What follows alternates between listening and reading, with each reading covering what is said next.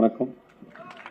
இந்த ஐயா நல்லக்கண்ணு தோழர் ஐயா நல்லக்கண்ணு அவருடைய இந்த 100வது பிறந்தநாள் விழாவில் கலந்துக்கிறதுல வந்து நான் ரொம்ப பெருமைப்படுறேன்.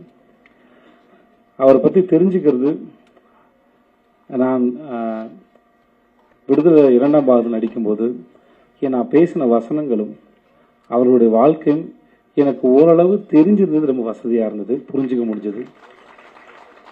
அதில் மஞ்சு வாரியர் வசனம் சொல்லுவாங்க, இன்றைக்கி பல பேர் தோளில் துண்டு போடுறதும் காலில் செருப்பு போடுறதும் தீபாவளி பொங்கல் போனஸ் வாங்குறதும் 8 மணி நேரங்கிறது வேலை நேரமாக இருக்கிறதும் ஞாயிற்றுக்கிழமை விடுமுறையாக இருக்கிறதும் ஒன்று மாதிரியான பல தோழர்கள் போராடி ரத்தம் சிந்தி இந்த அதிகாரத்தாலையும் முதலாளிகளும் தாக்கப்பட்டு ரத்தம் சிந்தி உயிரிழந்து வாங்கி கொடுத்தோன்னு இங்கே எத்தனை பேருக்கு தெரியும்னு, அந்த தெரியாத பல பேரில் நானும் ஒருத்தன், அதில் பலனை நிறைஞ்ச பல பேரில் நானும் ஒருத்தன். இந்த மாதிரியான பல தோழர்களுடைய ரத்த தியாகத்தினால இன்னைக்கு இதெல்லாம் அனுபவிச்சுட்டு இருக்க பல கோடி பேரில் நானும் ஒருத்தன். நான் இங்கே வர்றதுக்கு முன்னாடி தோழரை பற்றி தெரிஞ்சுக்கிறதுக்காக அவரை பற்றின வீடியோலாம் பார்க்கும்போது எனக்கு ரொம்ப வியப்பாக இருந்தது. இங்கே ஒரு மேடம் பேசினாங்க, வசந்தி தேவி மேடம்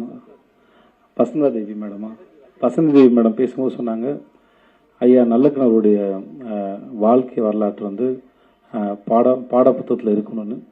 அதை நானும் கேட்டுக்கிறேன் தமிழக அரசு. முக்கியமாக அதன் வழியாக இந்த சிகப்பு சிந்தனையும் அதுக்கு பின்னாடி இருக்க தியாக வாழ்க்கையும் நம்முடைய வரலாறும் ஐயா நல்லக்கண்ணருடைய வாழ்க்கையின் மூலமாக எல்லாரையும் போய் சென்றடையும் நான் நம்புகிறேன். மிக்க நன்றி. என்னை அழைத்தமைக்கு நான் ரொம்ப சந்தோஷப்படுறேன். அவரை தெரிஞ்சுக்கிட்டு ரொம்ப சந்தோஷப்படுறேன். நான் 2 முறை சந்திச்சேன், 2-3 தடவை சந்திச்சிருக்கேன். என்னுடைய படம் யாரும் ஊரே யாரும் கேளுன்னு ஒரு படம், அது இலங்கை தமிழர்களை பற்றின ஒரு படம். அதை பார்க்க வந்தார்.